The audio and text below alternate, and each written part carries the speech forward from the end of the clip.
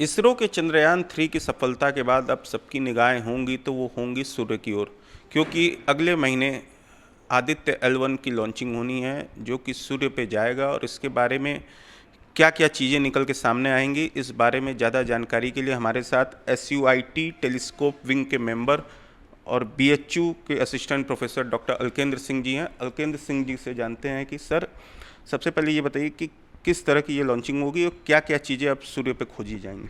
जी। सो निश्चित रूप से जो ये मिशन है आदित्य L1, जिसका कि एक जो लॉन्चिंग जो मंथ डिसाइड किया गया है, ये सम टाइम इन सितंबर है दिस ईयर। तो ये मिशन जो है ये सूर्य को स्पेस से काफ़ी डिटेल में इसका अध्ययन करने के लिए भेजा जाएगा इसरो की तरफ से। और ये एक पॉइंट है, लाग्रांज पॉइंट जिसको बोलते हैं, L1 लाग्रांजियन पॉइंट, यहाँ पर ये इसको प्लेस किया जाएगा।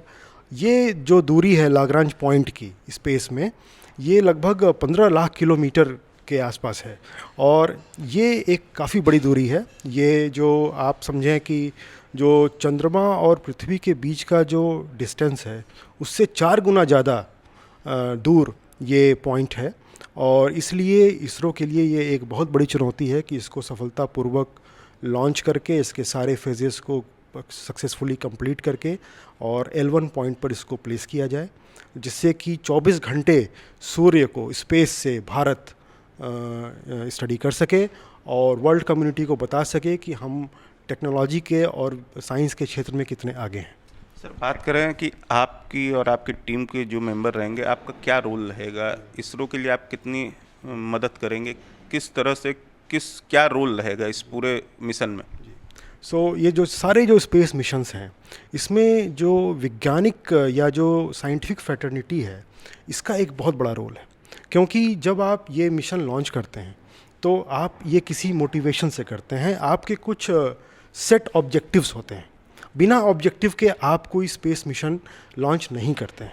और जो साइंटिफिक ऑब्जेक्टिव है वो एक स्ट्रॉन्ग मोटिवेशन देता है किसी भी फ्यूचर स्पेस मिशन के लिए। तो इस पॉइंट ऑफ व्यू से अगर आप देखें तो इसमें भारत के वैज्ञानिकों का, सोलर एस्ट्रोफिजिसिस्ट का काफ़ी योगदान है। इसमें मेरे जैसे लोग जो काफ़ी सालों से, लगभग समझें आपकी 20 साल से ऊपर जो लोग इस फील्ड में काम कर रहे हैं, इन्होंने अपना अलग अलग लेवल पे कंट्रीब्यूशन किया है ये बताने में कि अगर आदित्य L1 मिशन को अगर आप लाग्रांज पॉइंट पे प्लेस करते हैं तो स्पेस से क्या क्या चीज़ें आदित्य L1 मिशन को स्टडी करनी चाहिए, क्यों करनी चाहिए और करके स्टडी करके हमको क्या मिलने वाला है। सर, टेलीस्कोप विंग से क्या क्या चीज़ें देखी जाएंगी, आप भी उसी टीम के मेंबर हैं, तो क्या क्या चीज़ें, ये थोड़ा डिटेल में बता। जी। निश्चित रूप से इसके आदित्य L1 के ऊपर बहुत सारे अलग अलग तरीके के इंस्ट्रूमेंट्स हैं और सबका अलग अलग रोल है। लेकिन अगर इसको इसको संक्षेप में अगर आपको बताएं तो अल्ट्रा वायलेट जो रेज़ हैं सन से जो एमिट हो रही हैं, उसका डेटा ले करके आदित्य L1 के थ्रू, ख़ास तौर पे जो solar ultraviolet imaging telescope है उसके थ्रू काफ़ी डिटेल और काफ़ी हाई स्पेशल रिजोल्यूशन में इसको स्टडी करके हम जो भी वहाँ की गुत्थियाँ हैं, जो भी वहाँ पे फिनोमेना हो रहे हैं, जो भी इस तरह के विस्फोट हो रहे हैं, विस्फोटक चीज़ें हो रही हैं वहाँ पे, उसका हम गहन अध्ययन करेंगे।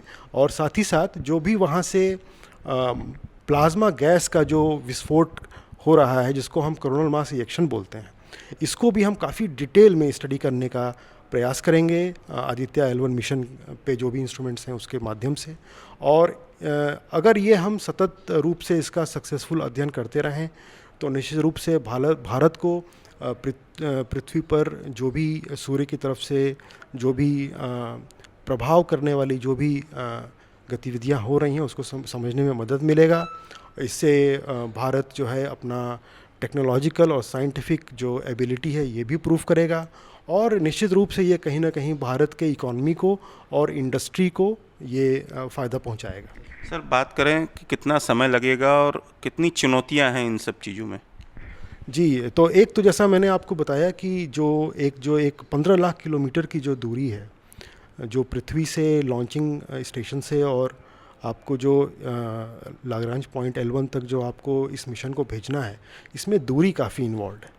और दूसरा है कि अगर आप इसको लाग्रांज पॉइंट पे प्लेस कर देते हैं सक्सेसफुली, तो एक लंबे समय तक, लगभग समझिए आप कि 5.2 साल तक इसको आपको निर्बाध रूप से इसको इंस्ट्रूमेंट्स को चलते रहना और सन का डेटा कॉन्टीन्यूसली 24/7 वहाँ से रिसीव करना, इस इंस्ट्रूमेंट को टाइम टू टाइम इसको सक्सेसफुली इसको रनिंग मोड में इसको रखना, ये सब बहुत बड़ा चैलेंज है। और निश्चित रूप से इंडिया अगर इसमें सफलतापूर्वक आगे बढ़ता है तो ये इंडिया के लिए अंतरिक्ष में एक बहुत बड़ी छलांग मानी जाएगी। एक अंतिम सवाल कि सूर्य को काफ़ी गर्म माना जाता है, तेज माना जाता है, तो क्या इसका आदित्य L1 पे कोई असर पड़ेगा? निश्चित रूप से अगर आप कुछ बातों का तकनीक के पॉइंट ऑफ व्यू से या टेक्नोलॉजी के पॉइंट ऑफ व्यू से अगर आप ख्याल नहीं रखते हैं तो निश्चित रूप से इंस्ट्रूमेंट को असर पड़ेगा। लेकिन जब हम डिज़ाइन और डेवलपमेंट करते हैं इस तरह के आदित्य L1 जैसे मिशन का, उसमें बहुत सारी बातों का ख्याल रखा जाता है और उसमें इस बात का भी ख्याल रखा जाता है कि सन के साइड से जो हीट आ रही है वो उसको उसके जो सोलर पैनल्स हैं या जो भी इंस्ट्रूमेंट्स लगे हुए हैं उसको किसी भी तरीके से हीटिंग के तरफ से, सोलर हीटिंग के तरफ से कोई ख़ास इसको कोई डैमेज ना हो, कोई नुकसान ना पहुंचे। इसलिए डिज़ाइन डेवलपमेंट के समय ही बहुत सारी बातों का ख्याल रखा जाता है और तभी कोई मिशन जो है वो लॉन्च करने की स्थिति में हम पहुंच पाते हैं। तो ये थे हमारे साथ SUIT टेलीस्कोप विंग के मेंबर और BHU के असिस्टेंट प्रोफेसर डॉक्टर अलकन सिंह।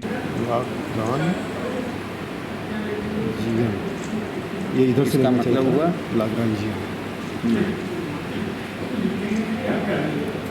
तो सन और अर्थ के बीच में जो गुरुत्वाकर्षण जो पूरा जो लग रहा है इसके चारों तरफ जी, इसमें 5 पॉइंट्स ऐसे होते हैं जहाँ की जो सारे जो फोर्सेस हैं आपस में, गुरुत्वाकर्षण या कोई भी एडिशनल फोर्स, ये सब मेल्ट कर रहे थे। सो मून लैंडिंग से ये मिशन थोड़ा डिफरेंट है। इसको हवा में ही इसको मतलब एक तरह से स्पेस में ही इसको टिकाए रखना है। एग्जैक्टली। तो देयरफॉर इसका जो ये काफ़ी चैलेंजिंग मिशन है।